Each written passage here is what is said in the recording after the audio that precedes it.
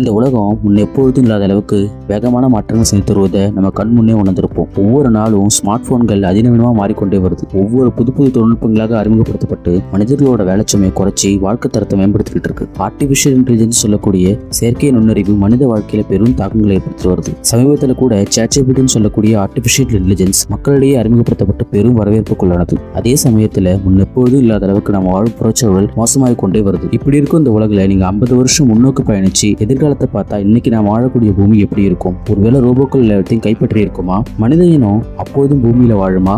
இறுதியில வேற்றுக்கிரக வாசிகள் கண்டுபிடிக்கப்பட்டிருப்பார்களா? நீங்க காலத்துல பயணம் செஞ்சு 50 ஆண்டுகள் முன்னோக்கி சென்றா இன்றைய உலகம் எப்படி இருக்கும்? கடந்த 10 வருஷத்துல நிகழ்ந்த டெக்னாலஜி மாற்றங்களை கண்கூடா தெரிஞ்சுக்கணும்னா உங்க கையில இருக்கிற மொபைல் போனை பாருங்க. தொழில்நுட்பம் எவ்வளவு வேகமா மாற்றங்கள் சந்திச்சிருக்குன்னு தெரியும். 50 வருஷத்துக்கு அப்புறம் தொழில்நுட்பம் எப்படி இருக்கணும்னு நீங்க கற்பனை செஞ்சு பார்த்திருக்கீங்களா? சரி, ஒரு டைம் மிஷின் கண்டுபிடிச்சு எதிர்காலத்துக்கு போறீங்க. சரியா 50 வருஷம் முன்னோக்கி இருக்கிற உலகத்துக்கு போனதும் என்ன தோணும் உங்களுக்கு? அப்பவும் உங்க குடும்பம் மற்றும் நண்பர்கள் உயிரோடு இருப்பாங்களா? அவங்களுக்கு என்ன நடந்திருக்கும்? எதிர்காலத்தில் நீங்கள் மொபைல் ஃபோன் வச்சிருக்கிற யாரையும் பார்க்க மாட்டீங்க. அது கிட்டத்தட்ட பழைய தொழில்நுட்பமாக மாறி இருக்கும். அதுக்கு பதிலாக உங்கள் மொபைல் ஃபோன் கான்டாக்ட் லென்ஸோட ஒருங்கிணைக்கப்பட்டு நம்ம உடம்போட ஒரு அங்கமாக இருக்கும். GPS உங்கள் பார்வையின் மூலமாக இணைக்கப்பட்டு பயணம் செய்வதை எளிதாக்கும். இதெல்லாம் உங்களுக்கு கற்பனைன்னு தோணலாம், ஆனால் இது நடக்கக்கூடிய சாத்தியம் இருக்குது. எனக்கு இந்த டைம் மிஷின்லாம் செட் ஆகாது. 50 வருஷத்துக்கு முன்னோக்கி போகாமலே தொழில்நுட்பத்தை எல்லாம் பார்க்க முடியும்னா நிச்சயமாக உங்களால் அதை பார்க்க முடியும். இன்னும் 50 வருஷத்தில் மருத்துவத்துறையில் நிறைய புதிய தொழில்நுட்பங்கள் கண்டுபிடிக்கப்பட்டு மனிதர்களோட சராசரி ஆயுட்காலம் 80 முதல் 90 ஆண்டுகளாக இருக்கும். இது இன்னைக்கு நாம இருக்கிற ஆயுட்காலத்தை விட 10 ஆண்டுகள் அதிகமா இருக்கும். எதிர்காலம் இவ்வளவு தொழில்நுட்ப வளர்ச்சியோட மனித இனத்தை முன் எப்பொழுதும் இல்லாத அளவுக்கு சக்தி வாய்ந்ததாக மாற்றியிருக்கும். அதே நேரத்தில் மனித இனம் நிறைய விதமான சூழல் பாதிப்புகளையும் அச்சுறுத்தல்களையும் சந்திக்க வேண்டி வரும். மனித இனம் முதல்ல சந்திக்க போற பாதிப்பு என்னன்னா மக்கள் தொகை பெருக்கம். வளர்ந்து வர்ற மருத்துவத்துறையால 50 வருஷங்கள் கழிச்சு இறப்பு விகிதம் வெகுவாக குறைஞ்சிருக்கும். இதனால கடுமையான மக்கள் தொகை பெருக்கம் ஏற்பட்டிருக்கும். 1960களில் பிரமிடு தோற்றத்தில் இருந்த மக்கள் தொகை 50 வருஷம் கழிச்சு செவ்வக வடிவத்தில் இருக்கும். இதுக்கு என்ன அர்த்தம்னா முதியோர்கள் எண்ணிக்கையும் சிறுவர்கள் எண்ணிக்கையும் பூமியில சமவேகத்துல இருக்கும். இதனால பொருளாதாரத்துல பெரிய தாக்கம் ஏற்படும். முதியோர்களோட சராசரி ஆயுட்காலம் அதிகமானதால அவர்கள் பணி ஓய்வு பெறும் காலமும் அதிகரிக்கும். ஒவ்வொரு வீடும் முதியோர்களால நிரம்பி வழியும். மேலும் மக்கள் தொகை பெருக்கத்தால வேலைக்கு அதிக ஆட்கள் இருக்கிறதால வேலை கிடைக்கிறது ரொம்ப கஷ்டமானதா மாறி இருக்கும். ஆர்டிபிஷியல் இன்டெலிஜென்ஸ் மனிதர்களோட பெரும்பான்மையான வேலைகளை எடுத்திருக்கும்.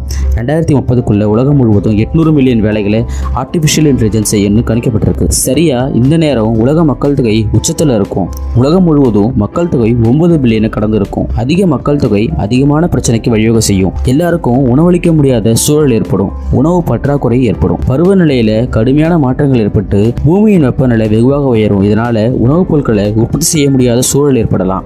உலக மக்கள் தொகையில 70% மக்கள் நகரத்தில் வசிக்கிறதால தொற்றுநோய் பரவும் வேகம் அதிகமாக இருக்கும். அமேசான் காடுகள் தொடர்ந்து அழிக்கப்பட்டு 50 வருஷத்துல பாதியா குறைஞ்சிருக்கும். மிகப்பெரிய சூறாவளிகள் ஏற்பட்டு உலகத்தோட முக்கிய நகரங்கள் அழிச்சு மனிதன் நிரந்தரமா வாழ தகுதியற்றதா மாற்றியிருக்கும். வெப்பநிலை தொடர்ந்து உயர்வதால பனிப்பாறைகள் உருகி கடல்நீர் மட்டம் அதிகரித்து பலகோட நாடுகளில் உள்ள பெரும்பான்மையான கடற்கரைகளை முற்றிலுமா இழக்க நேரிடும். அதே நேரத்துல மக்கள் பூமியை விட்டு இடம்பெயர்ந்து வேற்றுக்கிரகங்களுக்கு செல்ல தொடங்கி இருப்பாங்க. 50 வருஷத்துல மக்கள் செவ்வாய் கிரகத்துல குடியேற தொடங்கி இருப்பாங்க.